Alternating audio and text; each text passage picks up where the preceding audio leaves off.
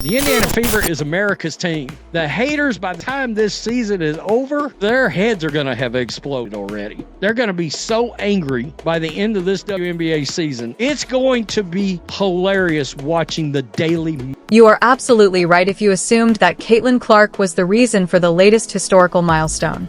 She and the Indiana Fever have broken another record, one that could be especially painful for Angel Reese. Give myself some grace because I know I'm not the player that I want to be just yet, but also kind of patting myself in the back, telling myself that I'm still doing. The Indiana Fever are now officially America's favorite team, even if they aren't a lucky underdog, a rising contender, or on the rise.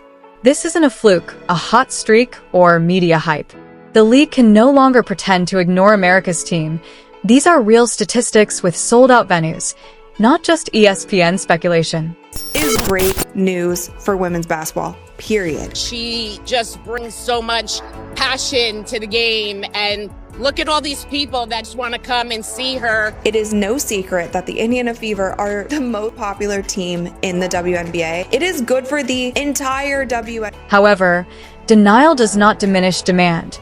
The more they pout, the more prominent Clark and the Fever become. While she continues breaking records, her detractors struggle to keep up with their frantic full-court defense against reality. Caitlin Clark didn't come to fit in. She came to rearrange the furniture. NBA's attendance had a record-breaking high in 20 years with a total 2.3 million fans attending games. You know what the increase was from 2020-43 in attendance? 48%. That's massive. That's the Caitlin Clark effect. Phenomenal, yeah. If Caitlin Clark gets injured, it's over with. Tom. Every single one of you WNBA players, you better pray that Caitlin Clark doesn't get injured because she's keeping your league afloat. Let's talk numbers. 41 out of 44 games airing on national TV. That's not a quirk of the schedule. That's a deliberate broadcast coronation. The networks aren't guessing. They're cashing in on a movement. Recent news that 41 out of the 44 Indiana Fever games will be nationally televised. I do not think a lot of people are understanding just how big that is. That is something that the WNBA players, WNBA media, WNBA fans have been begging for so many years. Let's talk numbers. It's no coincidence that 41 out of 44 games will be broadcast nationally. This is a deliberate televised coronation, with networks capitalizing on a trend rather than making predictions. The people's champion! Let's get it! That's a big one. Bang! Just announced that Caitlin Clark and the Fever will be playing 41 of 44 games this year on national TV. They coming to watch the other girl, right? Right? Bang! Teams are moving their games with the Fever to NBA arenas. They can sell more tickets. How about that? Bang! Angel Reese attempted a three this deep. I think she might dislocate her shoulder. Bang! You want some butter with that bread? Butter. Butter. Butter. And that movement? This is not a temporary moment. This isn't just a viral phase. The Fever are at the forefront of a complete upheaval. Indiana has become the center of women's basketball, thanks to Caitlin Clark, who has made them the city's and the media's most popular team. The headlines and camera coverage may never feel like enough, but all the evidence points to one person. This season, ooh-wee, big-time doubleheader. Angel Reese, Caitlin Clark, they meet in the season opener. Indiana Fever put this out, all eyes on us. With such star power on those teams, it's no surprise they're atop the list for the most games available for you to check out on a national scale. Caitlin Clark once again dominates WNBA national TV schedule. The Fever, they lead the league with 41 games here, followed by the Aces 33, the champion Liberty at 32. 41 of our 44 games are on national television, the most television games in franchise history, the most national television game for a single team in WNBA history. I'm sure this is because of Angel Reese. Let's take a look back. What changed? Just one name. A few seasons ago, the Indiana Fever were practically unknown, playing in front of half-empty arenas, largely ignored by the league's own marketing and the networks. But now, they're the main event. Whenever Clark steps on the court, whether in Indiana or elsewhere, fans flock to the stands, transforming the Fever from afterthoughts to front-page stars, from bottom feeders to sellout sensations. Caitlin Clark, what she's doing doesn't minimize what they've done, but we should have been giving her the credit. We saw the ratings, we saw the merchandise sales, we saw the attendance, but y'all want to make it about something else. Oh, what about the women that laid the foundation? What about this? What about it? That ain't got nothing to do with Caitlin Clark. Caitlin Clark is box office. She's doing this. And instead of giving her credit, y'all tried to make it about, oh, y'all poo-pooing the old guard. Y'all never talk about the old guard like this. Nah, I ain't gonna let it. Don't assume that Angel Reese isn't feeling the impact of the Clark effect. Unless Caitlin is also on the court, she's probably wondering why the United Center isn't calling her name. To accommodate Clark's massive draw, 6 rival teams have had to renovate their arenas. Teams like Chicago, Dallas, and Connecticut are moving their games to NBA venues, not just for the court, but for the seating and displays as well. When it comes to national television appearances, the Fever aren't just ahead of the league, they're ahead of the reigning champions. Clark isn't just shaping the storylines, she's dictating the broadcast schedule. And this isn't just hype, it's earned through performance, numbers, charisma, and influence. Networks are not thinking about hurting feelings. These networks are thinking about how much money can we bring in. I believe there's actually a debate on who was Rookie of the Year last year. Imagine being that delusional. People need to understand she saved the league. Powder, there's no TV deals, no ad sponsorships, heck, no shoe deals for you, Angel Reese, no McDonald's money. The league losing millions of dollars each year. She saved them from bankruptcy. Time to be grateful. Bang! 93% of her games on national TV. She's like that. Bang! Furthermore, let's be honest, TV executives schedule games based on profits, not equity. Caitlin Clark isn't just boosting ratings. She's a one-woman economic boom, a walking WNBA stimulus plan.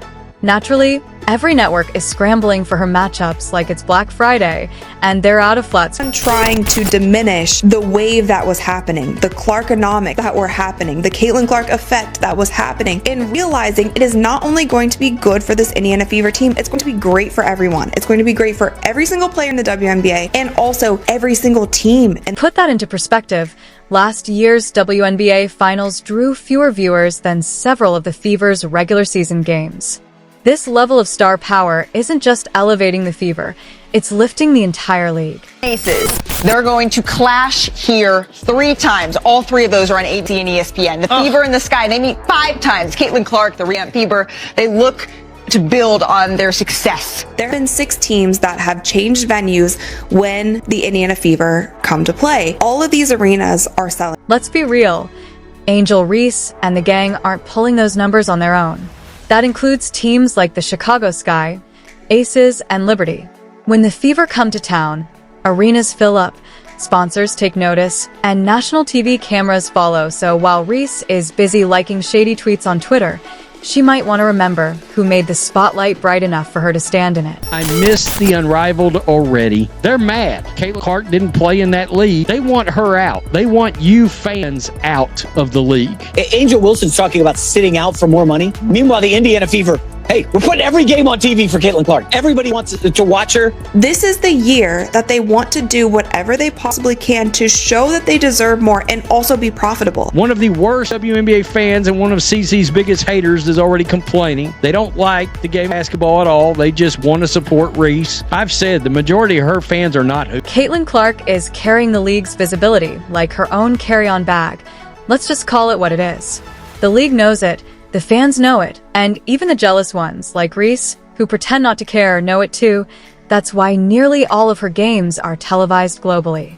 Whether you're a die-hard fan, a loud critic, or someone who claims not to care, guess what? You're still watching. This isn't just about basketball anymore. It's big league business. For decades, the WNBA struggled to gain mainstream recognition, a consistent audience, and a steady revenue stream. Then Caitlin Clark stepped back and drained a 3. and broke the code. More people are getting on board. More people are watching women's basketball. More people are watching women's college basketball. Do not slow the momentum because of ego. Caitlin Clark draws massive viewership and other teams don't. Caitlin Clark averaged about 1.2 million viewers per game, and the rest of the league about 400 to 500. Let's talk numbers, because numbers never lie. Ticket sales? Caitlin Clark turned them into a cheat code. Last season, over 340,000 fans attended Indiana Fever home games, a staggering 39% increase from the near-empty stands of 2023. Just a year ago, this team struggled to reach 880,000 total viewers. Once the overlooked stepchild of the WNBA, the Fever lingered in the background, rarely chosen for anything significant. Now, they're the hottest ticket in women's sports.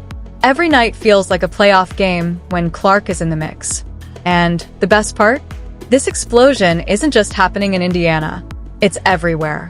Angel Reese, give me Caitlin Clark, because this has been box office, y'all. The young guns, the young stars have come to play. Angel at Unrivaled, training with Lisa, Leslie, and Caitlin. We all know that girl. She lives, breathes, eats, sleeps in the gym. So I am so excited to see that matchup, those two, because anytime they go up against each other, honestly, the whole world shuts down. Yep. Like a fire alarm just went off.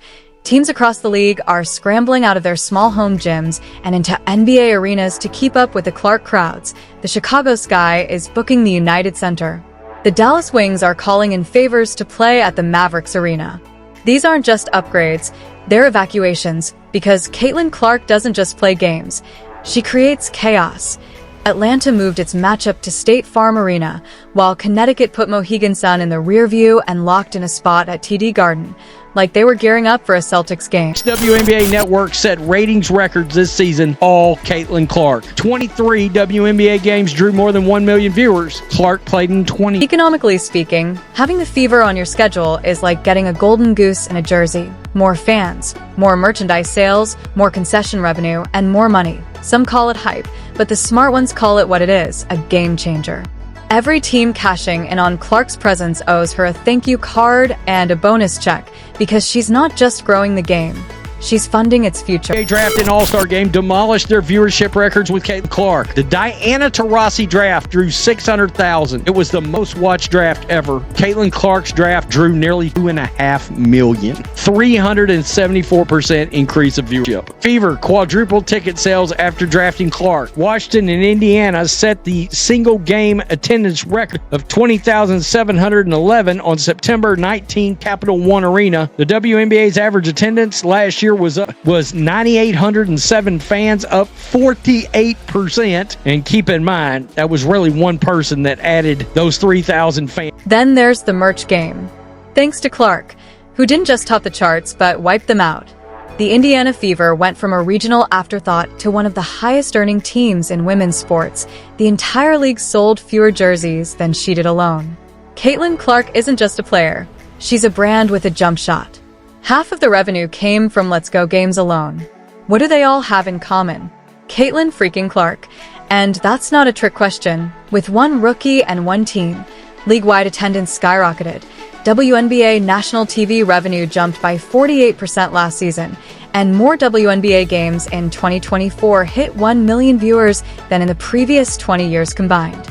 When Clark, the Indiana Fever schedule has come out, we now know how many national games they got. The Indiana Fever is America's team, but the old WNBA fans are furious over it. They're mad. Some people feel uneasy, wondering not just why Clark joined the league, but how she took over the spotlight and never gave it back.